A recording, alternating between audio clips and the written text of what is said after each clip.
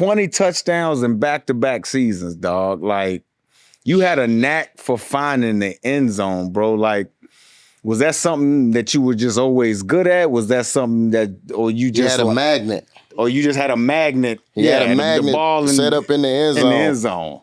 Yeah. Well, from an early age, I've always been able to have a nose and a knack for the end zone. So that was something that was just bred at just running the ball in Texas, alone. But I think it goes back to my college years when it was running back by committee, and we had Ricky Williams, which everybody knows, and the amount of things that he's done in his college careers, especially.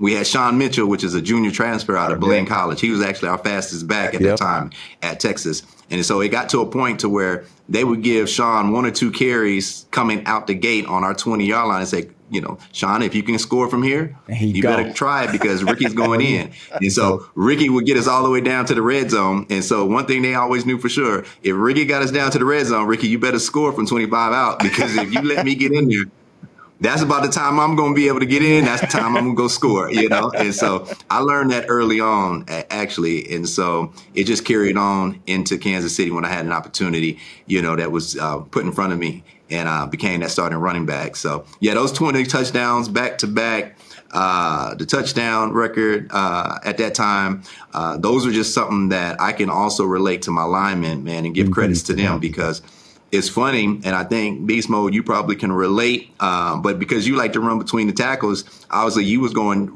directly at them every time, Size-wise, we probably are a lot different in weight during our playing years, but the one thing that I learned is that when I run to my left side, I had 2 guys on that side, which was Willie Rofe and Brian Waters. And Brian Waters was a dog on the line, yes, you know what I mean? And so he was going to throw somebody in your path. He was going to bulldoze somebody. He was going to smack somebody with his hand. And so what I learned early on was that when I was with the Chiefs, when I would run to my left side, I just ran aggressive and just got to the line of scrimmage and then just ran through people.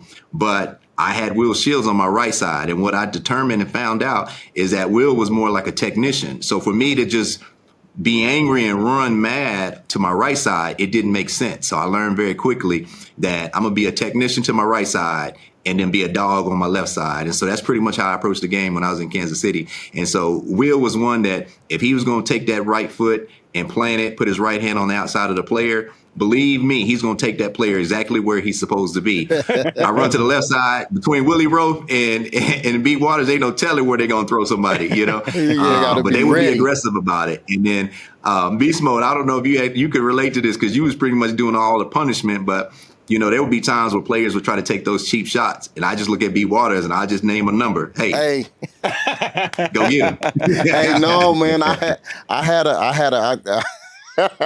It's crazy you say that because I call him a bulldog. I had a bulldog like that, Bruno Giacomini. And anytime, we had a guy who was one of them ones, I just tell Bruno, it's one of them plays. He say, what? I say, yeah, it's one of them plays. I need 15. You go get 15 and then I'll go get it back. And he would do whatever he had to do. But even if it cost him a 15-yard personal foul penalty, he was going to do it. And I just tell him, all right, now I got you on this next play. But he would go, and I don't care who it was, he was going to make sure that they felt exactly who he was. And I make him, and I just go, I take the leash off of him and tell him do it early. And then we ain't had to worry about him no more. That's it. That was Bruno's job. Yeah, I know that's right. Yeah, so B. Waters, he had to choke out a couple of players for me a few times. I just named the number. And I said, go ahead and get that get back for me. Yeah, man, you got it. But see, though, just the way you just broke that down, just even from, with the mindset that you had versus when you running from to the left versus running to the right. When you know your guys and then plays don't become plays anymore. It become, it's like the art of war. You know exactly who you got over here and you know what you can get away with when you run into the left and you know who you got over there on the right and you know what you can get to. So a lot of things will change as far as our running scheme was inside, outside zone. And Coach Cabes used to say something where we used to talk about popping the clutch. And that was more so like a little bit more patient and hesitant with, how you entered the hole.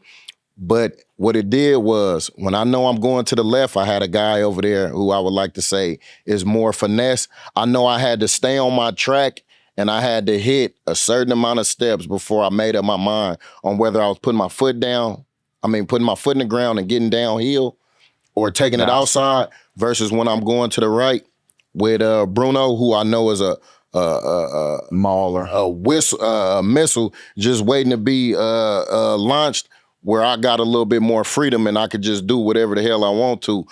Those type of things, I think, will separate. Also, those are two things that I think will separate from a great running back to a Hall of Fame running back, is knowing who you got around you and when you can and cannot make those type of plays. You absolutely Yeah, you right. talked about those. You talked about the track too, Beast Mode. And so we had, that was one thing I can even tell running backs to this day. I said, you got to know your first 3 steps. It'll be, if you're going downhill, like the play that you would mainly run, open step, crossover downhill. Yeah. You know what I'm saying? Or you're going to put that jab step and go downhill. You got to know those first 3 steps because you control everything once you are in those 3 steps. Right. And so you can speed up the run, slow the run down, hesitate the run, disguise yourself as if you're going to sit in the pocket and then bounce out, or show more control as if you're going outside for a burst on the perimeter and then bring it back in by putting your foot in the ground. So those first 3 steps is always the most important. Yes, sir. This episode is brought to you by Prize Picks. You and I make decisions every day, but on Prize Pick, being right can get you paid. Don't miss any of the excitement this football season on Prize Picks, where it's good to be right. Football has been entertaining, my guy. We've been nailing those max discount offers. Of course, Bills Mafia and my guy Josh Allen always showing out. Got my eyes on Josh for next week's game too. Will we ever get enough of Mike being obsessed with Josh Allen? I still be rocking with my dog Saquon, though. From the greatest university of all universities, Penn State. I had to put that in there. Sorry, guys. That's what happens when you the MVP, big dog. Prize Picks is simple to play. Just pick more or less on at least 2 players' stats. If you get your pick right, you could cash in. Prize Picks is the only app that offers stacks, meaning you can pick the same player up to 3 times in the same lineup. Want to pick more on Josh Allen's passing yards, rush yards, and touchdowns? Now you can pick all of them in the same damn lineup, only on Prize Picks. Download Prize Pick app today and use code GETGOT to get $50 in lineups after you play your first $5 lineup. That's code GETGOT to get $50 in lineups after you play your first $5. Prize Picks is good to be right. The Fed has finally dropped interest rates, and that's great news for American homeowners. Expenses have been a major burden on families, Beast Mode. Wages are flat, prices keep climbing, and for many, the only way to make ends meet is to lean on credit cards. But that cycle of high interest debt makes it hard to stay ahead. If you're a homeowner, I want you to call American Financing right now. Interest rates have dropped. Many homeowners are seeing options in the low 5s. Ooh, let's get it. Compare that to credit cards charging rates in the 20s or higher. There is an easy path to see how you can finally put your hard-earned equity to work for you. American Financing can help you pay off that expensive debt, free up your cash flow, and keep your budget under control. Their salary-based mortgage consultants are saving customers an average of $800 a month. And if you get started today, you may even be able to delay your next mortgage payment. Take control. Call American Financing today at 866-886-5350 or visit AmericanFinances.net/GetGot.